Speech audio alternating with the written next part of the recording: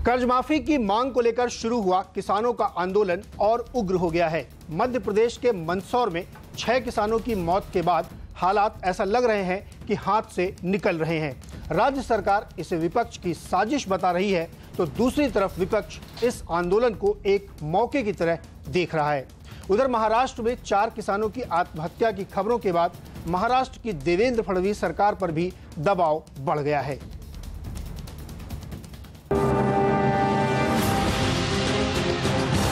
मध्य प्रदेश के मंदसौर में गोली लगने से 6 किसानों की मौत ने किसान आंदोलन को और भड़का दिया है।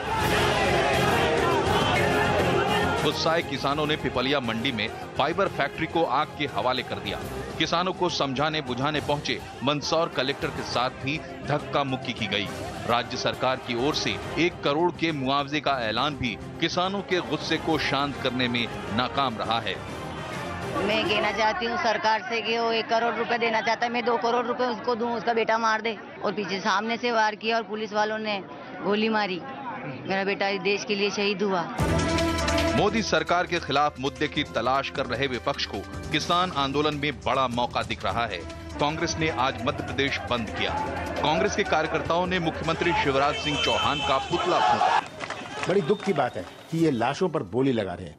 5 लाख, 10 लाख, 1 करोड़ रुपए, ये सोचते हैं कि इससे हम किसानों में शांति आ जाएगी। लोकसभा चुनाव के दौरान श्री नरेंद्र मोदी द्वारा किए गए वायदे झूठ साबित हुए। संयुक्त विपक्ष इसको लेकर के सरकार को घेरेगा। सरकार को मंदसौर में किसानों के प्रदर्शन के दौरान हिंसा और गोलीबारी में राजनीतिक साजिश की बू आ रही है। कांग्रेस पार्टी जिन्होंने इतना साल कृषि क्षेत्र को इन्होंने अनदेखा किया, ऐसी पार्टी इसको पॉलिटिकल राजनीतिक रंग देके हिंसा को प्रोत्साहन करना एक गलत है। सरकार किसानों के साथ है, जनता के साथ है। कुछ लोग माहौल बिगाड़ने की कोशिश कर रहे हैं, वो प्रदेश की शांति के साथ खिलवाड़ करना चाहते हैं। बीजेपी की परेशानी मध्य प्रदेश ही नहीं है, किसान आंदोलन महाराष्ट्र में भी जारी है। खबर है कि महाराष्ट्र में 4 किसानों ने आत्महत्या कर ली है। मध्य प्रदेश और महाराष्ट्र में किसान आंदोलन से केंद्र सरकार के माथे पर भी बल पड़ गए हैं। किसानों के मुद्दे पर प्रधानमंत्री मोदी ने वरिष्ठ मंत्रियों के साथ एक बैठक की है। इस बैठक में हालात का जायजा लिया गया। सवाल है कि क्या विपक्ष किसान आंदोलन को एक बड़ा मुद्दा बनाने में कामयाब हो रहा है और क्या आंदोलन मोदी सरकार के लिए बड़ी परेशानी बन सकता है। तो ये निश्चित तौर पर कह सकते हैं कि ये एक बड़ा मुद्दा तो फिलहाल बना हुआ दिख रहा है, क्योंकि बहुत गंभीर स्थिति पहुंच गई। जिस तरीके से कल मध्य प्रदेश की घटना हुई वो बेहद गंभीर है। इसी पे हमारा सवाल भी है आज का, जिस पर हम आप सब लोगों से आपकी राय जानना चाहते हैं जो हमें इस चर्चा को देख रहे हैं। सवाल मेरा ये है कि क्या किसानों का ये मुद्दा मोदी सरकार के लिए एक बड़ी परेशानी का सबब बन सकता है। आप अपने जवाब हमारे ट्विटर पे दे सकते हैं। हमारा हैंडल है CNBC_आवाज, वहां पे जाइए और अपना जवाब दीजिए। साथ ही आप SMS के जरिए भी हमसे जुड़ सकते हैं और अपने जवाब दे सकते हैं। अगर आपका जवाब हाँ है तो _1 लिखिए, अगर आपका जवाब नहीं है तो _2 लिखिए और 51818 पर SMS हमें आप कर सकते हैं और अपना जवाब दे सकते हैं। तो इस पर एक चर्चा हम करेंगे और हम अपने मेहमानों से आपका परिचय करा दें जिनको हमने आज इस चर्चा के लिए बुलाया है। तो सबसे पहले नरेंद्र तनेजा जी हैं, भारतीय जनता पार्टी के राष्ट्रीय प्रवक्ता हैं, वो हमारे साथ जुड़े हैं। मुकेश नायक जी हैं जो कांग्रेस की तरफ से हमारे साथ जुड़े हैं, उसके प्रवक्ता हैं।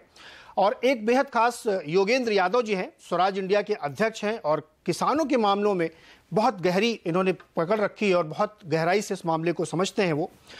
शिवसेना की तरफ से सांसद कृपाल तुमाने जी भी हमारे साथ हैं और युद्धवीर सिंह जी को हमने बुलाया जो भारतीय किसान यूनियन के महासचिव हैं और उत्तर प्रदेश के खास तौर पे पश्चिमी इलाके में जबरदस्त इनकी पकड़ है और किसानों की समस्याओं को बड़ी गहराई से जमीनी हकीकत को समझते हैं। 2 हमने विशेषज्ञ भी बुलाए हैं। MK वेणु हैं, द वायर के फाउंडिंग एडिटर, जिनसे इस मामले के आर्थिक पहलुओं को भी समझेंगे, और वरिष्ठ पत्रकार और अच्छी तरीके से इस विषय को समझने के लिए जाने जाते हैं हर्षवर्धन त्रिपाठी भी हमारे साथ जुड़े हुए हैं। तो आप सबका बहुत बहुत स्वागत है। तो जैसा कि हम लोग दूसरे चैनलों की तरह नहीं, इसमें एक गंभीर चर्चा, एक महत्वपूर्ण चर्चा, एक मीनिंगफुल चर्चा करेंगे।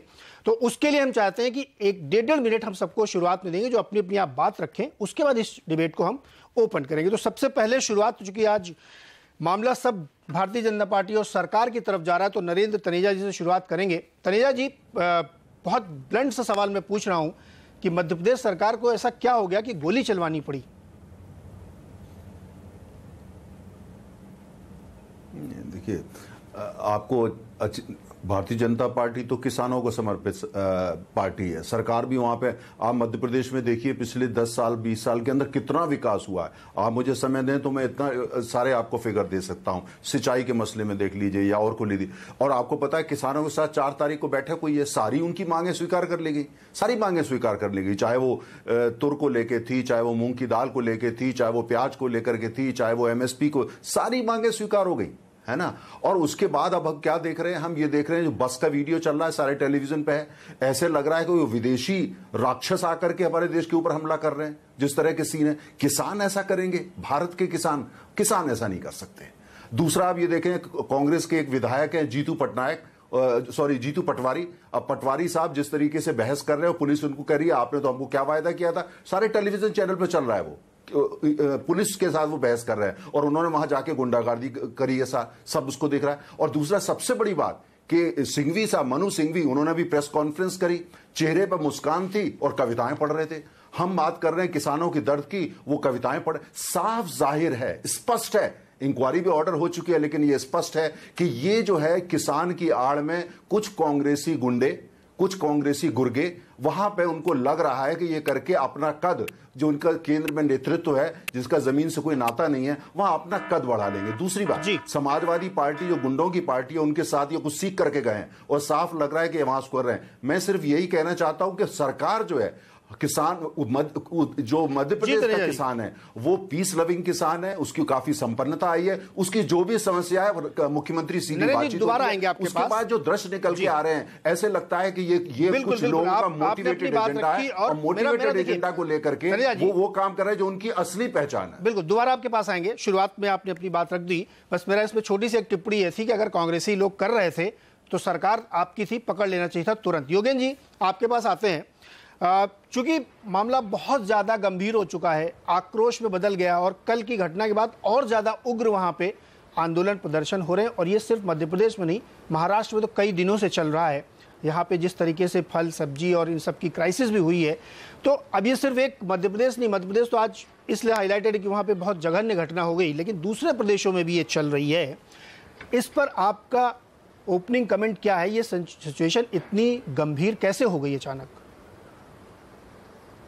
मैं समझता हूं शुरू में ही हम अपना प्रश्न ठीक कर लें। प्रश्न ये नहीं है कि मोदी सरकार को परेशानी का सबब बन सकता है या नहीं, ऐसी चीजें हमेशा होती हैं। प्रश्न ये नहीं है कि विपक्ष इसका फायदा उठाएगा या नहीं, हमेशा ही उठाता है।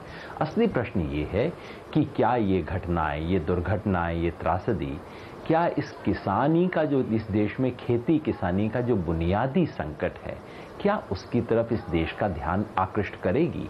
आज इस देश में किसानी घाटे का धंधा हो गई है, किसान के पास आमदनी है नहीं, इसलिए आए बाएं इधर उधर कुछ मांगता रहता है। और ये जो आंदोलन हुए हैं मध्य प्रदेश में और महाराष्ट्र में, जो कि देश के बाकी इलाकों में बढ़ सकते हैं, क्या इनके चलते इस देश को ये ध्यान आएगा कि इस देश के किसान के पास आय नहीं है? क्या इससे कुछ भी नीतियां बनेगी?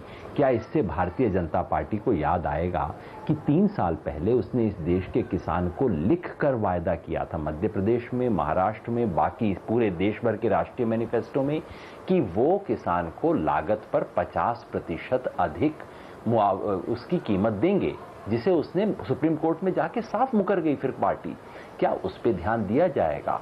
और क्या इस देश के किसान जो कर्जे के नीचे दबा हुआ है, इस वक्त देने में असमर्थ है, SBI के चीफ को इस देश के उद्योगों के साथ बड़ी सहानुभूति होती है, RBI के चीफ को चिंता हो जाती है देश की ओवरऑल फिस्कल डेफिसिट का क्या होगा, लेकिन किसान के दुख के बारे में, किसान की परिस्थिति के बारे में चिंता नहीं होती। तो बड़ा सवाल ये है कि क्या इन घटनाओं से, इन बड़े सवालों के प्रति देश का, रूलिंग पार्टी का, मीडिया का ध्यान आकृष्ट होगा?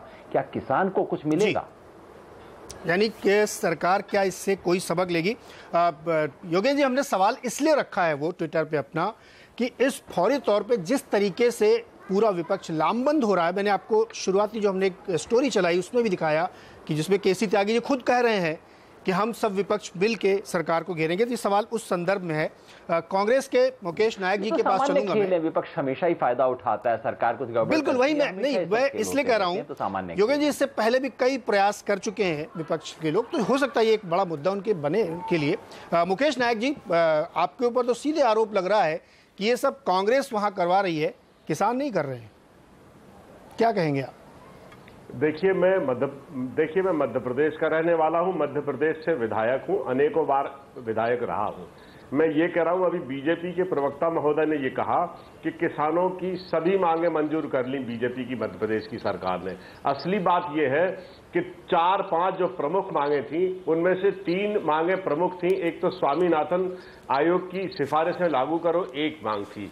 दूसरी मांग थी कि उत्पादन लागत का 50% जोड़ के जो चुनाव में वायदा किया था बीजेपी ने, वो किसानों को वो समर्थन मूल्य दिया जाएगा। तीसरी प्रमुख मांग थी कि कर्ज माफ किया जाएगा। क्या ये तीनों मांगे मान ली?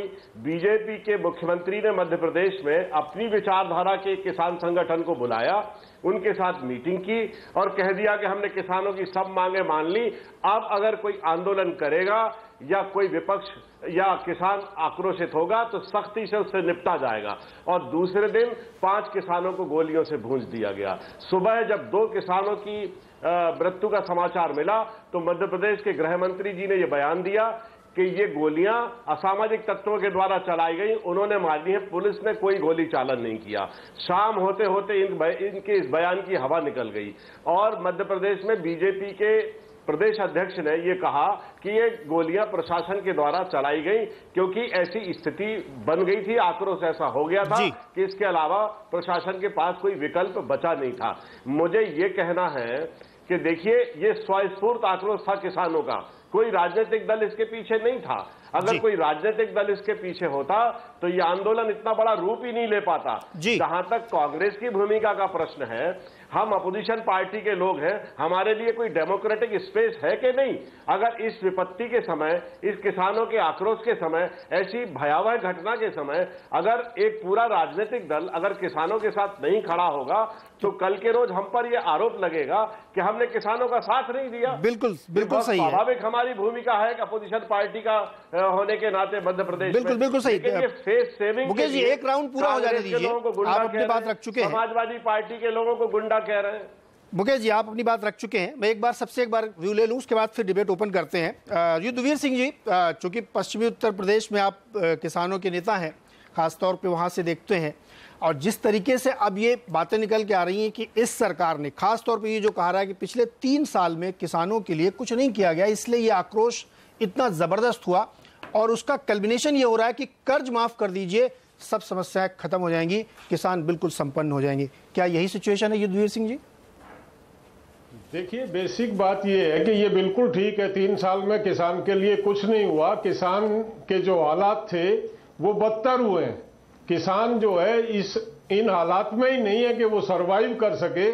आप आंकड़े उठा के देख लें, सरकार की रिपोर्ट है, पिछले साल जो आत्महत्याएं थी उनमें 42% वृद्धि हुई है। वो अपने आप में साबित करता है कि किसान की हालत दिन प्रतिदिन खराब होती जा रही है।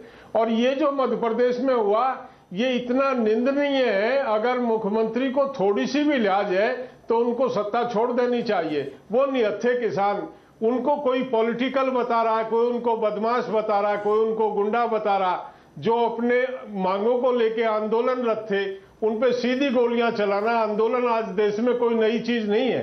अंग्रेज के राज में भी इस तरह से गोलीबारी नहीं हुई आंदोलनकारियों के ऊपर। बहुत दूसरे तरीके होते हैं, वाटर कैनन होता है, डंडे का इस्तेमाल होता है, आंसू गैस छोड़ी जाती है।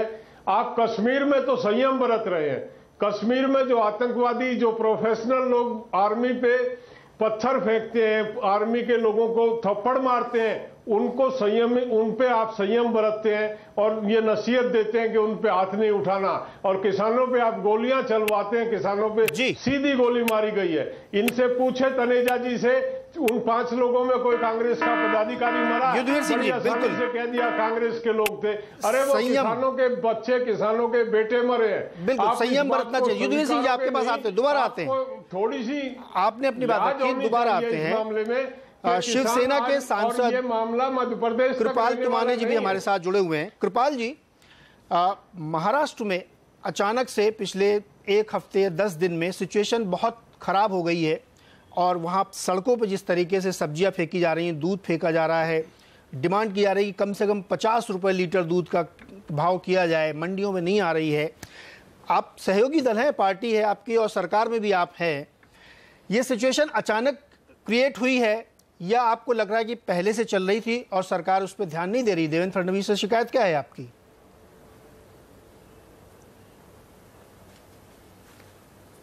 नहीं, सबसे पहले तो मैं आपके माध्यम से जो यहाँ पे जो देश भर में मध्य प्रदेश महाराष्ट्र में जो हिंसा हो रही उसकी मैं निंदा करता हूँ।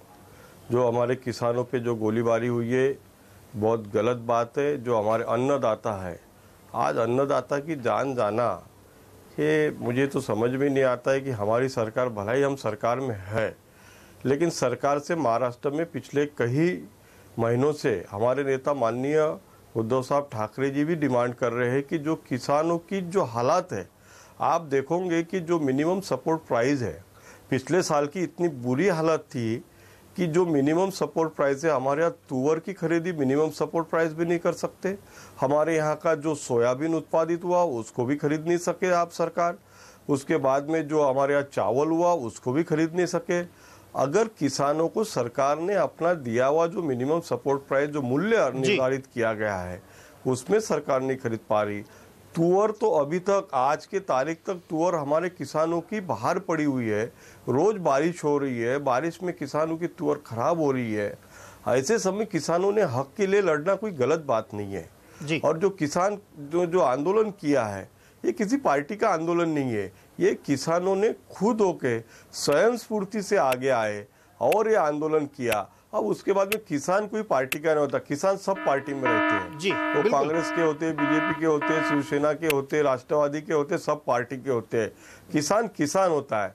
किसान के तरफ आपने किसान की तरह देखना चाहिए।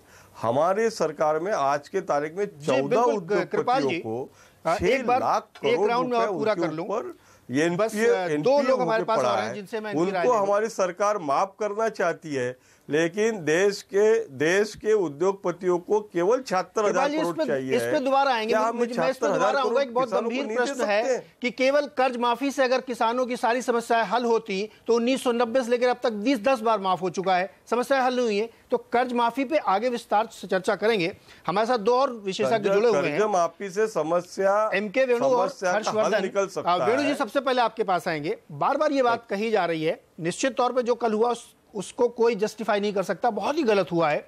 लेकिन जिस तरीके से 10 साल से वहां सरकार चल रही, 12 साल से सरकार चल रही मध्य प्रदेश में, और वहां के विकास के आंकड़े बड़े बड़े दिखाए जाते थे कृषि के, कि इतनी ग्रोथ वहां पे चल रही है, अचानक 6-7 दिनों में, 15 दिन में मध्य प्रदेश में ऐसा क्या हो गया? क्या वो सारे आंकड़े गलत थे जिसकी वजह से इस तरह की सिचुएशन बनी कि वहां गोली चलानी पड़ी और 5 किसानों की जानें गई? एमके वेणु जी, यह समस्या कुछ और है? देखिए, आप अगर आर्थिक एक नीति के तौर पे देखें तो एक प्रोडक्शन अच्छा होना, माना मध्य प्रदेश में 10% से ऊपर एग्रीकल्चर ग्रोथ हुआ है पिछले 7-8 साल में। अब किसान उत्पादन करता है, एग्रीकल्चर ग्रोथ होता है तो किसान उत्पादन करता है, मगर समस्या किसान की आज क्या है? उसको दाम नहीं मिल रहे हैं। अगर आप उत्पादन करें और वो बिल्कुल जैसे अभी शिवसेना के साहब ने बताया, तूर दाल सड़क पे पड़ा हुआ है, कि वो क्यों किसान तरसते हैं? क्योंकि तूर दाल वो बेचारा, वो कॉस्ट, उसकी जितनी लागत है वो लागत से मार्केट प्राइस नीचे आया है और वो इसलिए वो सड़क पे पड़ा हुआ, वो लागत से नीचे वो बेचना नहीं चाहता, या वो वेट कर रहा है कि कोई सरकार आके कोई मिनिमम सपोर्ट प्राइस। अब मिनिमम सपोर्ट प्राइस का आर्थिक लॉजिक क्या है कि एक लेवल से नीचे प्राइस ना गिरे और सरकार को उसकी व्यवस्था करनी जरूरी है, केंद्र सरकार को और स्टेट गवर्नमेंट को भी। मगर ये ट्रेजेडी हमारी ये है कि आज के तारीख में भी 10% से कम किसान इस देश में मिनिमम सपोर्ट प्राइस का उनको व्यवस्था मिली है। बाकी सब बेचारे कहां जाके ओपन मार्केट में किस कंडीशन में बेचते हैं पता नहीं। और एक और बात मैं रखूंगा, आपको याद होगा जेटली जी के पहले बजट में हम लोग की मेमोरी बड़ी शॉर्ट है, एक प्राइस स्टेबलाइजेशन फंड एग्रीकल्चर के लिए क्रिएट किया गया था।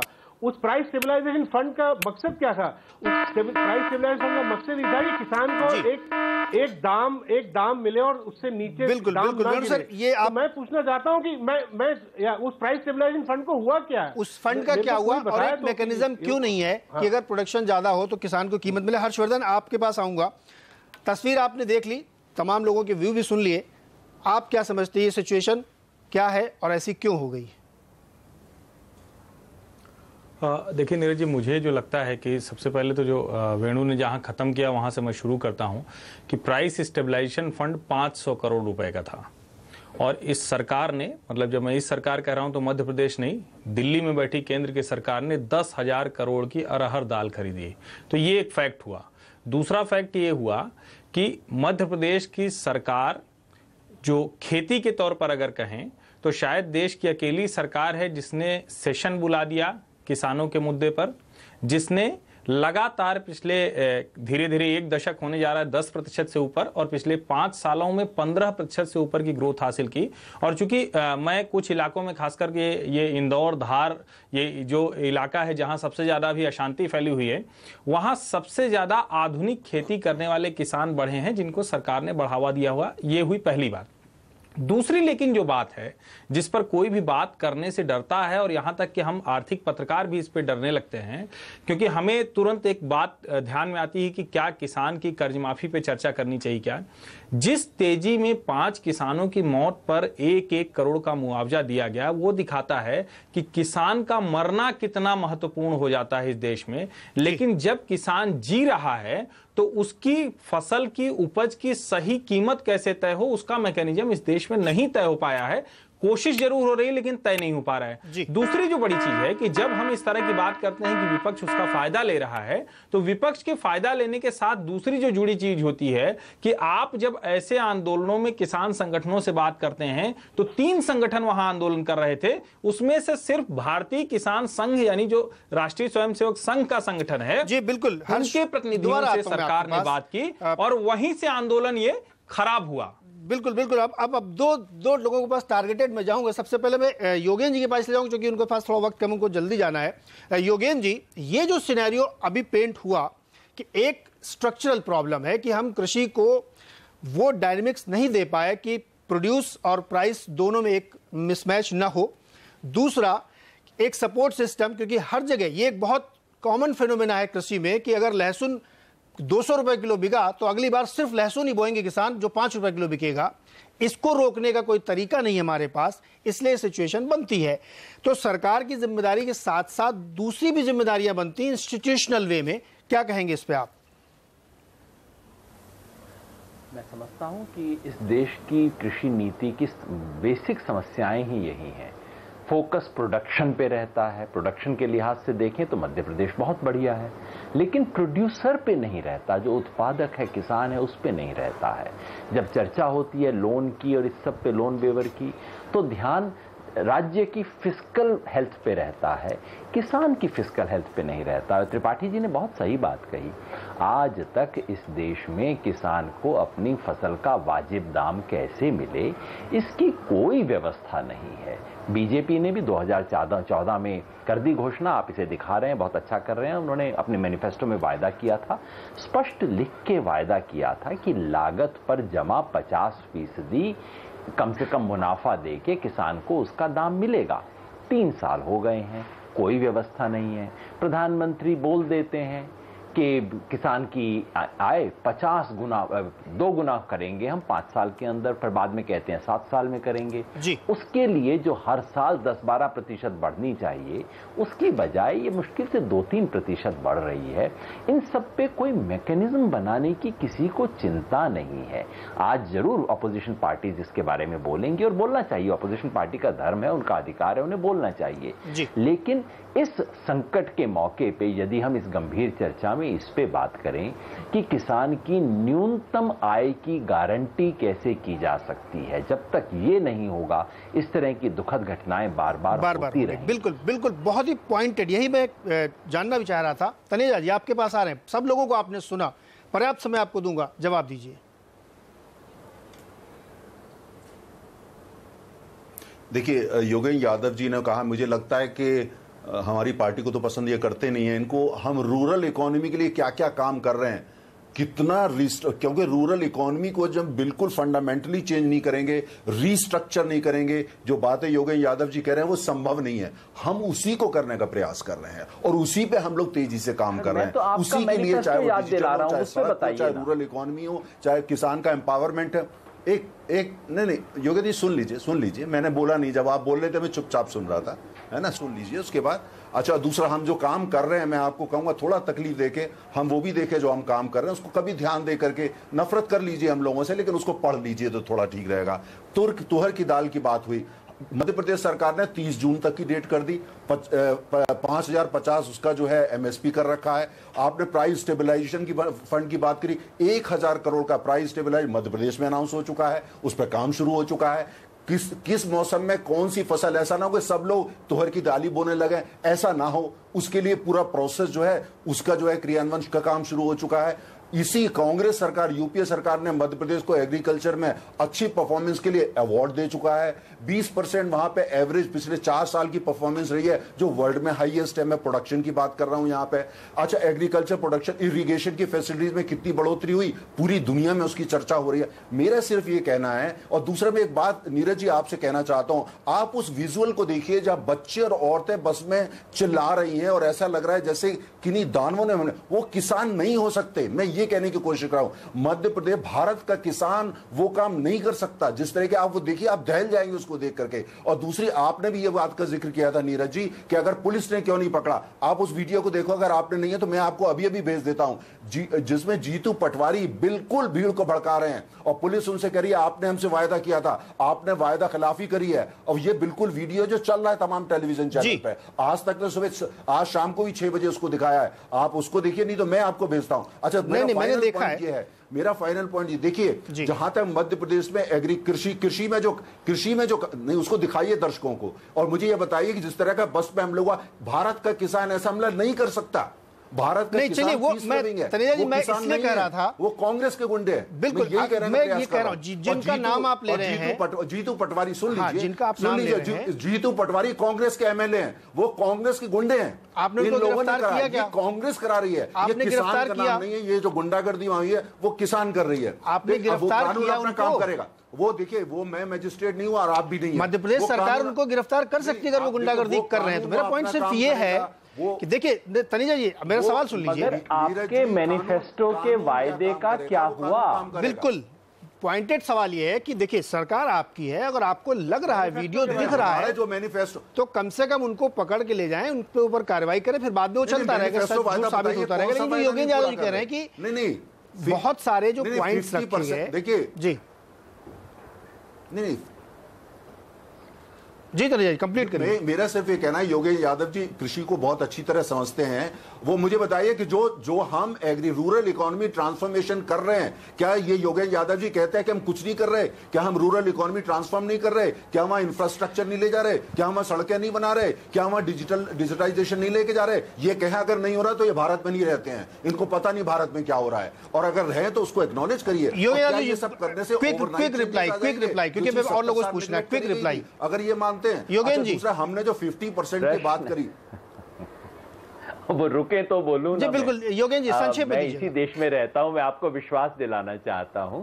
मैं तो केवल आपको याद दिला रहा था कि आपने अपने मैनिफेस्टो में लिख के वादा किया था कि आप लागत से 50% ज्यादा प्राइस सुनिश्चित करवाएंगे।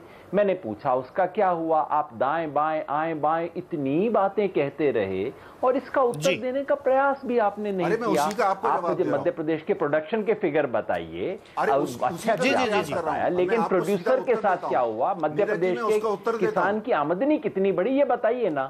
आपने सुप्रीम कोर्ट में हलफनामा देके क्यों कहा फरवरी 2015 में कि हम ये जो 150% अधिक दाम हम नहीं देंगे? आपने हलफनामा देके सुप्रीम कोर्ट में। योगेंद्र जी, इसको थोड़ा और सेंट्रलाइज करते हैं। तनेजा जी एक मिनट रुकिए, आप इसको और सेंट्रलाइज करते हैं, क्योंकि हम थोड़ा सा इस डिबेट को, इसका जवाब दे दूं।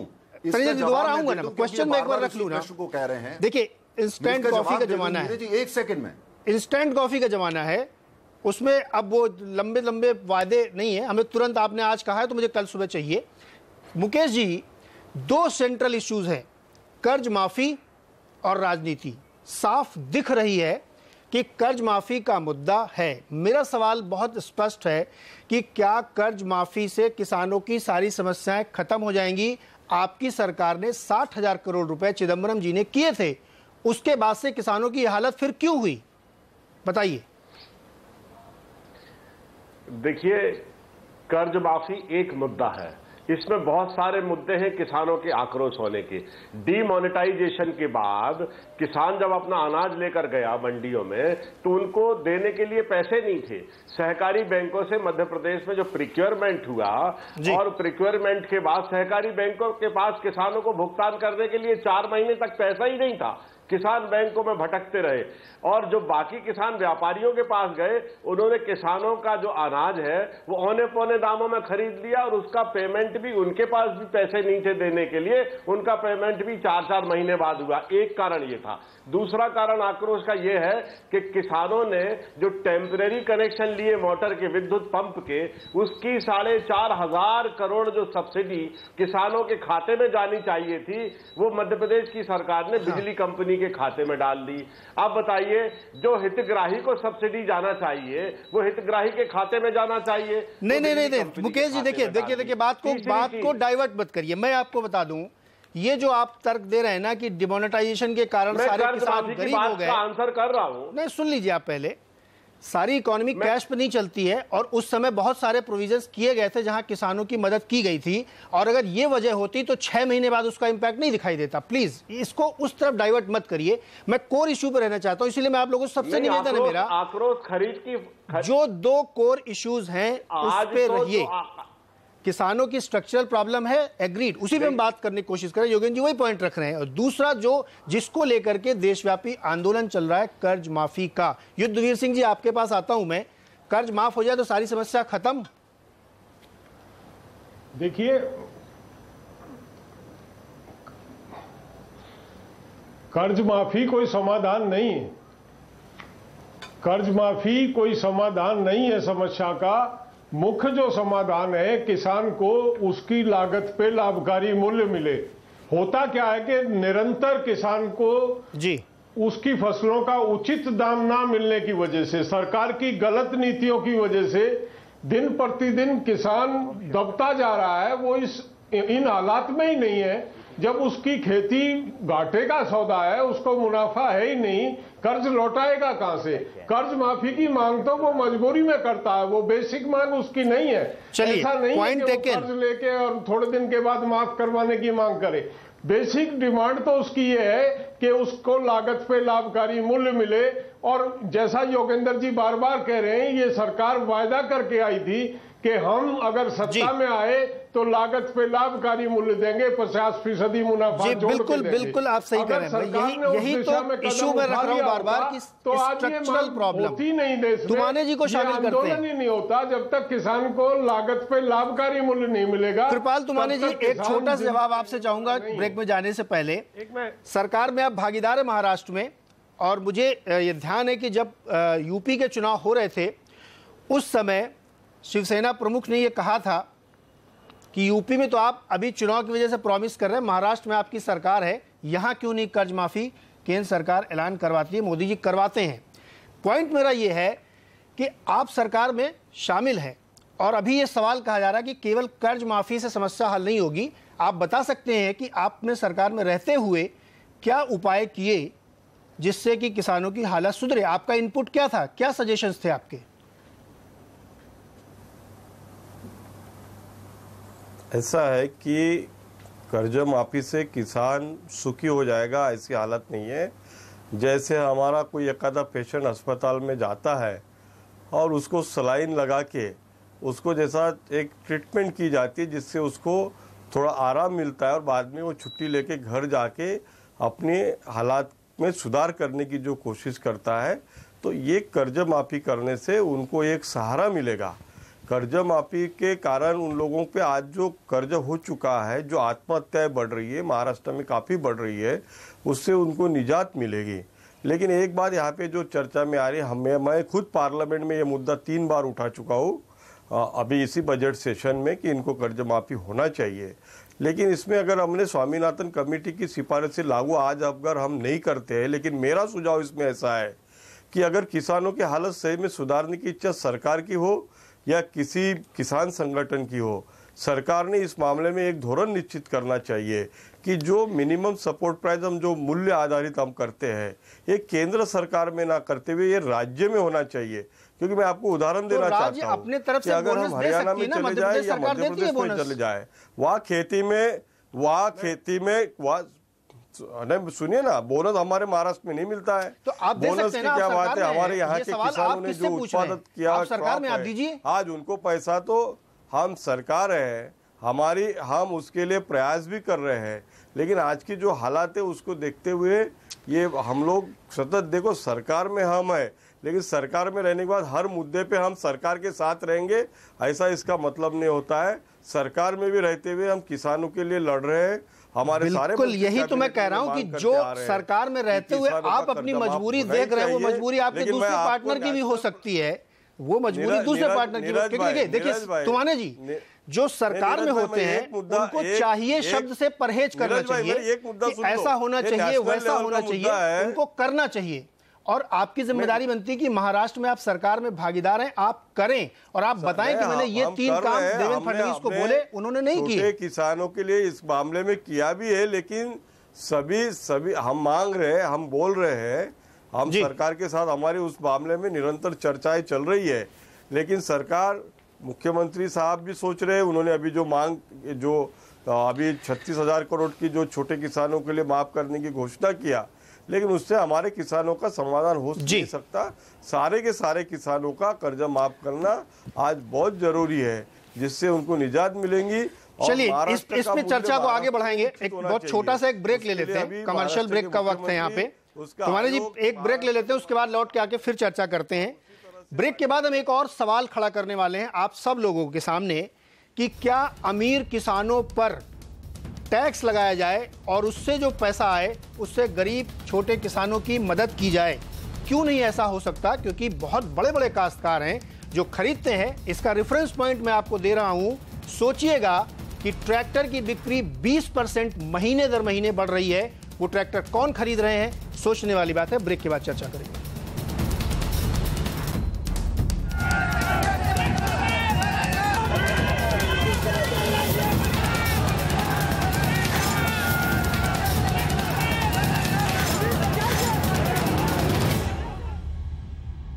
स्वागत है आपका आवाज अड्डा पे। और आज हम चर्चा कर रहे हैं किसानों की जो स्थिति है, आज उसमें बहुत एक दुखद घटना हुई है मंदसौर में। उसकी वजह से एक पूरा माहौल अजीब सा बन गया और कई सारे सवाल खड़े हो रहे हैं कि किसानों की स्थिति कैसे ठीक होगी। यही सवाल भी हम आपसे पूछ रहे हैं कि क्या किसानों का मुद्दा मोदी सरकार के लिए एक परेशानी का सबब बन सकता है? इस पर आप अपने जवाब हमें देते रहिए ट्विटर पर और SMS करके भी, जो आपकी स्क्रीन पर दिख रहे हैं कि आप मेरा हैंडल देख सकते हैं CNBC_आवाज पे। चर्चा को आगे बढ़ाते हैं। एक और बड़ा महत्वपूर्ण सवाल है मुकेश जी आपके लिए। इससे पहले कि हम आगे बढ़े, हमने टैक्स वाली बात करी थी, लेकिन एक छोटा जवाब आपसे चाहेंगे। आप लोग विपक्ष में हैं और 3-4 जगह आपकी सरकारें हैं, कर्नाटक में है, हिमाचल प्रदेश में है, और जो और दूसरे विपक्षी दल हैं उनकी है, बिहार में है। क्या आप लोग भी कर्ज माफ करने जा रहे हैं? क्या ऐलान करने वाले हैं या इंतजार करेंगे कि एक बड़ा आंदोलन हो फिर आप करेंगे? मुकेश जी। देखिए, हम लोगों ने कर्ज माफ किए हैं। नहीं, अभी जहां तक चिदम्बरम जी जमाने वाले नहीं, अभी निश्चित रूप से जिन राज्यों में हमारी सरकार है, अगर वहां हमारी आर्थिक क्षमता अच्छी होगी तो हम किसानों का कर्ज माफ करेंगे, क्योंकि किसानों को रिलीफ देने के लिए आप कंडीशनल क्यों लगा रहे हैं? आपको क्या लगता है उत्तर प्रदेश बहुत अमीर राज्य है क्या? वहां पे बहुत पैसे हैं जो उसने आते ही कर दिया। ये कंडीशन क्यों लगा रहे हैं? हमारे कर दीजिए, वायदा किया था इन्होंने। अभी तक मैं पूरा आंसर कर दूं? आपने तो अभी प्रश्न पूछा है और प्रति प्रश्न कर दिया। जी तो करिए सर, संक्षेप में जरा। देखिए, दो बातें आपने कही। उत्तर प्रदेश में अभी तक किसानों के कर्जा माफ की जो घोषणा हुई है उसके नोटिफिकेशन नहीं हुए हैं।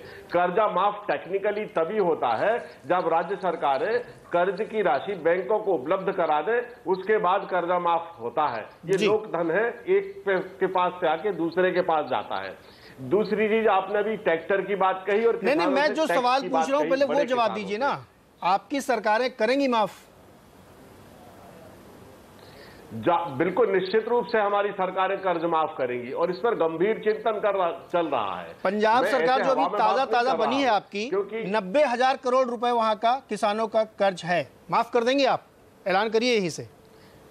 निश्चित रूप से करेंगे आने वाले समय में, निश्चित रूप से, भले 2 किस्त में करें, 3 किस्त में करें, उस पर विचार चल रहा है। बहुत कर्ज पंजाब की सरकार ने छोड़ा है, 1.5 लाख करोड़ का कर्ज मध्य प्रदेश की सरकार के ऊपर है। शिवराज सिंह जी ने 1.5 लाख करोड़ का कर्ज ले लिया है जी। और आपने अभी ट्रैक्टरों की बात कही कि कितने ट्रैक्टर किसान खरीद रहा है। असली बात मैं बता दूं, मैदानी हकीकत कि 20 एकड़ तक का किसान अगर ट्रैक्टर खरीद लेता है तो आप विश्वास मानिए कि उसकी पूरी फसल ब्याज में और किस्त में चली जाती है। 10% फसल उसके पास बचती है और अंत में उस किसान को 2-3 एकड़ अपनी जमीन बेचकर वो कर्जा चुकाना पड़ता है। बिल्कुल। और प्रत्येक मुकेश जी, मैं इस डिबेट को इसीलिए मैं समझ गया आपका पॉइंट जो आप मेक करना चाह रहे हैं, मैं इसीलिए वो बार फिर पॉइंट कह रहा हूं। आप जमीनी हकीकत बता रहे हैं, मैं भी जमीनी हकीकत से वाकिफ होकर वो सवाल पूछ रहा हूं।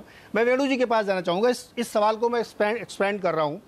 बहुत बार ये चर्चा होती है, नीति आयोग ने और तमाम संगठनों ने ये राय दी है कि जो अमीर किसान हैं, ये आंकड़े हैं, हवाई बातें नहीं है, लाखों करोड़ रुपए का टैक्स कृषि के नाम पे बचता है, तो क्यों ना उनके ऊपर टैक्स लगाया जाए और उससे जो पैसा आएगा उससे गरीब किसानों की मदद की जाए, उनके कर्जे माफ की जाए, उनको सिंचाई की व्यवस्था की जाए।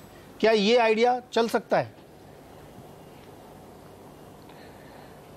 देखिए बाजपेयी जी, मेरा ये मानना है कि हिंदुस्तान में ऐसे कोई अमीर किसान नहीं है जिनके पास करोड़ों रुपए सरप्लस हो और जिनसे आप कर लेके और क्रॉस सब्सिडाइज करें। मेरे हिसाब से ये जो रिच फार्मर जो हम बोलते हैं, ये वो लोग हैं जो जिनकी कमाई, असली कमाई है, जो नॉन एग्रीकल्चर इनकम होती है। और वो वेणु सर एक थोड़ा सा इनपुट दे दूं आपको। महाराष्ट्र में राष्ट्रवादी कांग्रेस के सबसे बड़े नेता हैं, 60-70 करोड़ रुपए उन्होंने कृषि आय दिखाई है। और उत्तर प्रदेश के 2-3 बड़े नेताओं का मैं नाम नहीं लूंगा, कांग्रेस के लोग बैठे हुए, पर्सनली जानता हूं, जिन्होंने 100 करोड़ रुपए कृषि आय दिखाई है अपने आईटी फॉर्म में।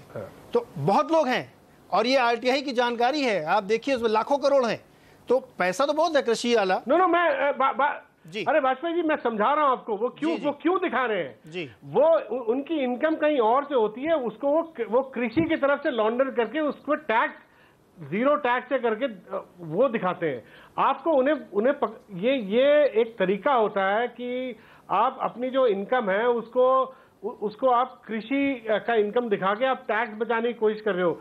ये इनकी इनकम रियल एस्टेट से आती है, मैं बता रहा हूं आपको। और ये उसी को तो मैं कह रहा हूं, उत्पादन से ये इनकम नहीं कमाते। वेणु जी, आप मेरी बात उसको करना चाहिए, लाना चाहता हूं कि उनको भी लाना है। हाँ, तो मैं वाजपेयी जी मेरी बात सुनिए। मैं ये कह रहा हूँ कि ये लोग जेन्युइन फार्मर नहीं है जी। मैं ये कह रहा हूँ कि जेन्युइन फार्मर है, उसके पास इतना मुनाफा नहीं होता, चाहे वो 20 एकड़ हो चाहे 50 एकड़ हो, इतना मुनाफा असली किसान जो है, जो अगर 50 एकड़ भी हो, अगर पूरी कृषि करता हो, उसके पास इतना मुनाफा नहीं होता कि वो टैक्स दे और छोटे किसानों की तरफ जाए। ये जो पॉलिटिशियन जो आप कह रहे हो रियल एस्टेट का धंधा करते हैं, उसको फिर वो इनकम दिखाते हैं, जमीनें होती हैं उनके पास, कृषि नहीं करते, वो इनकम वहां से दिखाते हैं, टैक्स बचाते हैं। इनको टैक्स करना चाहिए, कोई दिक्कत नहीं है, बिल्कुल करना चाहिए। जी हर्षवर्धन, आपके पास आता हूं। आपने एक बड़ा पॉइंट जो रखा था उसी को एक्सपेंड करता हूं कि उस चीज पे कभी चर्चा नहीं होती, या इवन बहुत लोग इसको पता नहीं क्यों झिझक है उनके अंदर कि इसको स्वीकार करें कि जो मार्केट इकोनॉमी हमने बना ली है, अब उस मार्केट इकोनॉमी के आधार पर कृषि को भी मैनेज करना चाहिए और वो व्यवस्था स्थायी रूप से बननी चाहिए, जहां पे ये हर साल एमएसपी लागू करो, उनको बचाओ, जाके खरीद केंद्र लाओ। ये 50-60 सालों से चल रहा है। मैं किसी एक सरकार को नहीं कह रहा हूं, इसको कोई पर्सनली कांग्रेस बीजेपी ना ले, लेकिन ये एक बहुत बड़ी इंस्टीट्यूशनल फेल्योर है कि हम एक सिस्टम ही नहीं बना पाए आज तक कृषि के लिए। मैंने उदाहरण भी दिया कि अगर इस साल बहुत ज्यादा मेंथा हो गया, 2000 रुपए लीटर बिक गया, तो अगले साल इतना मेंथा बोया जाएगा कि 100 रुपए लीटर बिकेगा। ये जो तस्वीर है, इस पे बताइए कैसे इसको मैनेज किया जाए।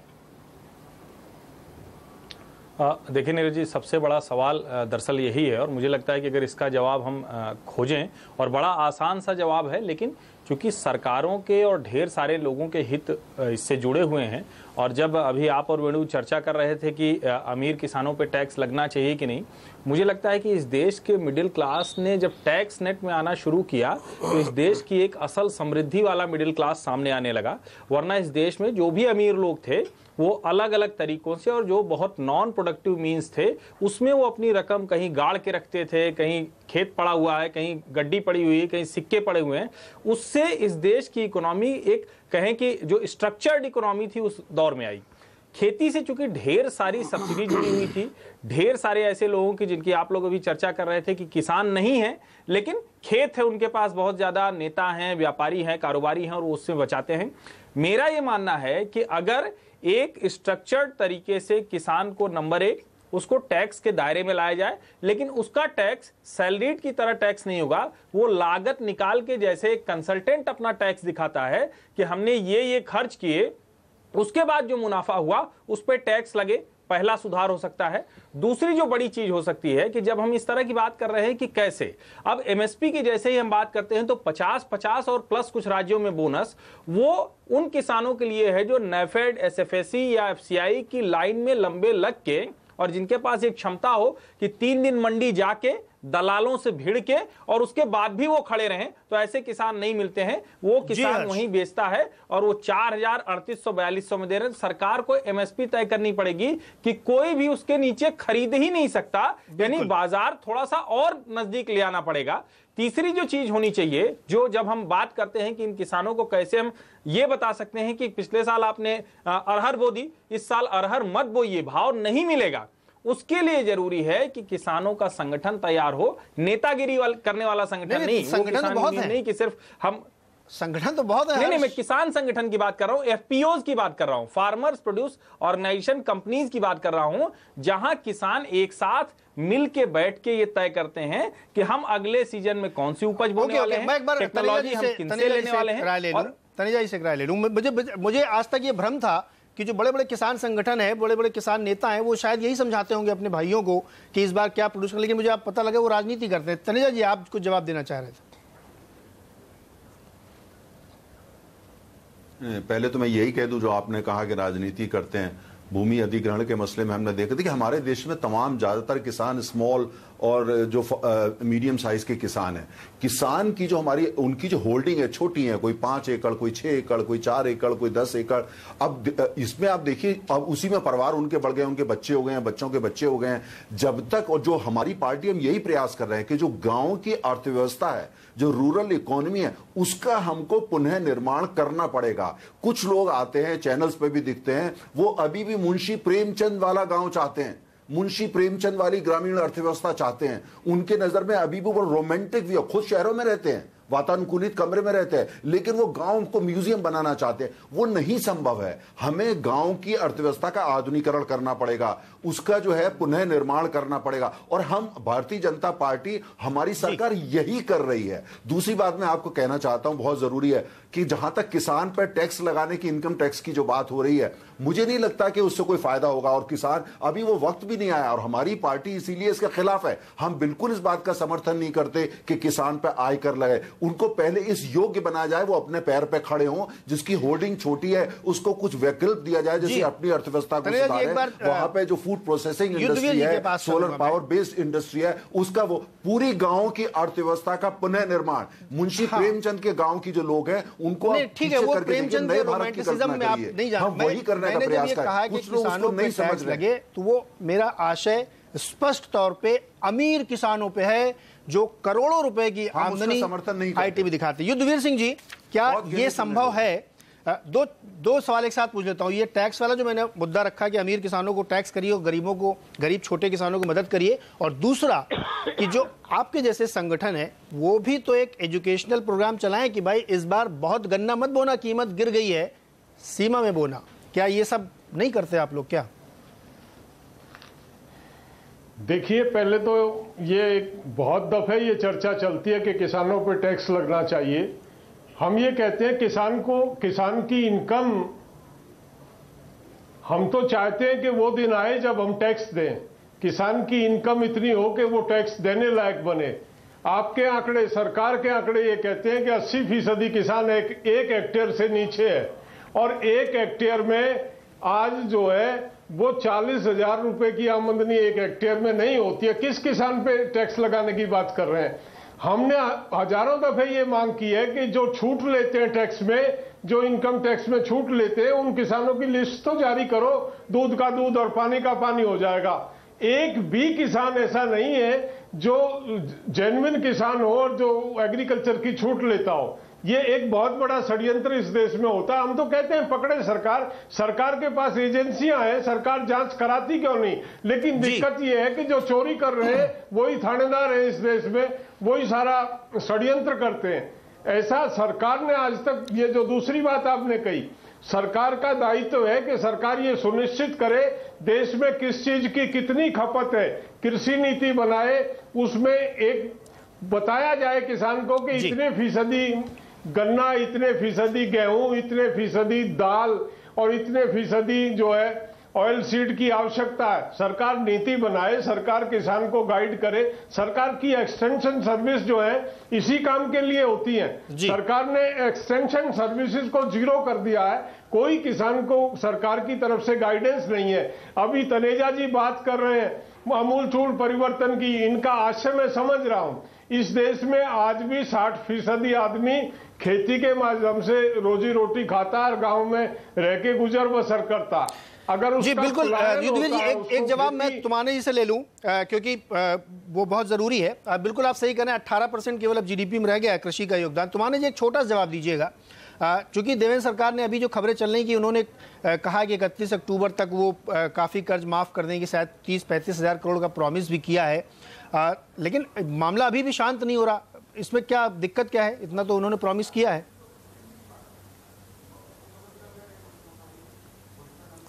नहीं, उसमें दिक्कत जो है पैसे की दिक्कत है। बहुत सारी किसानों की संगठनाएं, बहुत सारे किसानों के नेता हो गए। अभी यहाँ पर जो चर्चा भी चल रही थी, ये बात भी सही है कि हमारे किसान के नेता जो होते हैं, पहले तो नेता दिखते हैं, बाद में वही सांसद बन जाता है, वही विधायक बन जाता है, नेता रह जाते, किसान बाजू में हो जाते हैं, नेता करके आगे आ जाते हैं। इसलिए नेताओं की समस्या छुट्टी नहीं है। आज हमारे महाराष्ट्र में माननीय मुख्यमंत्री जी ने जो निर्णय लिया, लेने के बाद में वो गुटबाजी के चक्कर में उसका सब अलग अलग हो गया। कोई एक गुट बोलता है कि हाँ हम इसको एक्सेप्ट कर रहे हैं, कोई गुट बोलता है हम इसको एक्सेप्ट नहीं करते, हमारे साथ तो मांग ही नहीं। एक सही मायने में नेताओं के चक्कर में किसानों का बहुत नुकसान होता है। जो राजनीति में किसान हैं, किसानों के नेता बने हुए हैं, उन्होंने ये पहली बात तो किसी पार्टी से संबंधित रहना नहीं चाहिए। उन्होंने केवल किसान यानी किसान चलना चाहिए। हमारे महाराष्ट्र में काफी लोग हैं जो नेतागिरी करते हैं, एक गया दूसरा आया, दूसरा आया तीसरा गया, ये बात बंद होनी चाहिए। एक बात आपने तो बार बार आप एक सवाल पूछ रहे हैं नीरज भाई, उसके मैं एक बात आपको बोलना चाहूंगा। आप बार बार बोल रहे हो, सवाल आपका मुद्दा भी है कि बड़े किसानों पे टैक्स लगना चाहिए क्या? मेरा तो कहना ऐसा है कि जिनके पास करप्शन से द्वारा जमाया हुआ जो बहुत सारा पैसा है, जिन्होंने खेतियां लेके परचेज, उस पैसों से खेतियां खरीद रखी है, अब वो पैसे को व्हाइट कैसा करना? तो वो खेती तो करती ही नहीं, खेती तो उनकी बंजर जमीन पड़ी रहती है, लेकिन उनके जमीनों में हमने किया करके झूठे प्रमाण पत्र दिखा के उसका लाभ उठाने का काम ये बड़े किसान करते हैं। इसलिए सरकार ने, मैं मांग करूंगा आपके माध्यम से कि किसानों के लिए 10 लाख से 20 लाख तक का एक अमाउंट फिक्स कर देना चाहिए कि 20 लाख के ऊपर या 10 लाख के ऊपर आपको किसानों को रिबेट नहीं मिलेगी। ये ऑर्गेनाइज फार्मिंग का एक नया उद्योगपतियों ने अपना ही व्यापार खोल दिया है। यही पॉइंट मैं कहना चाह रहा था। तुम्हारे जी आपकी बात समझ गया मैं, टेकन है। ये जो दो बातें तुम्हारे जी ने अभी कही ना, यही पॉइंटेड है कि किसान नेतागिरी ज्यादा करते हैं, किसानों की हेल्प कम करते हैं, एजुकेशन कम करते हैं। और दूसरा, महाराष्ट्र तो खाली इसके लिए बहुत प्रसिद्ध है कि यहाँ बहुत बड़े बड़े काले पैसे सफेद किए जाते हैं कृषि के नाम पे, जिसको रोक लगानी चाहिए। लेकिन मैं, चूंकि समय हमारे पास बिल्कुल कम है, तो मैं अपना जो सवाल हमने पूछा था ट्विटर पे कि किसानों का मुद्दा मोदी सरकार के लिए बड़ी परेशानी का सबब बन सकता है, तो इसमें 63% लोग मानते हैं कि हाँ ऐसा हो सकता है, 37% मानते हैं नहीं ऐसा नहीं होगा। लेकिन वाकई समस्या बहुत गंभीर है और जो मंदसौर में हुआ वो बहुत दुखद है। ऐसा कतई किसी भी हालत में नहीं होना चाहिए और उम्मीद और आशा हम यही रखते हैं कि सरकार और सेंसिटिव होगी और इस इशू को सिर्फ फौरी तौर पे कर्ज माफ करने तक सीमित नहीं रखेगी, स्ट्रक्चरल चेंजेस लाएगी जिससे हर साल, हर 6 महीने, हर 3 महीने पे एमएसपी का रोना न रोना पड़े और फसल खराब का रोना न रोना पड़े। उम्मीद करते हैं कि सरकार इस पर ध्यान देगी। आप सबका बहुत बहुत शुक्रिया शो में शामिल होने के लिए। लेकिन आप कहीं मत जाइए, CNBC आवाज के साथ जुड़े रहिए, खबरों का सिलसिला जारी है।